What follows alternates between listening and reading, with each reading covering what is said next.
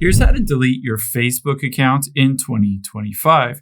Now, if you wanted to delete your account on your iPhone, Android, or computer, first just open up the Facebook app.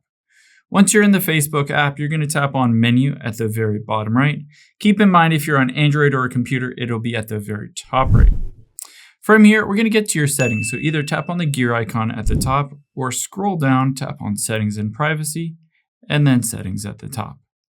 Now, to delete your account, you're going to go to See More in Account Center here, midway down.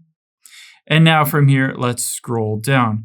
You're going to choose the midway option, Personal Details. They constantly move this around where it is, but just tap on Personal Details and Account Ownership and Control. Now, finally, you can see deactivation or deletion. Now, let's choose your Facebook account, and it's really important here to choose the right things. Let's tap on Delete Your Account and hit Continue.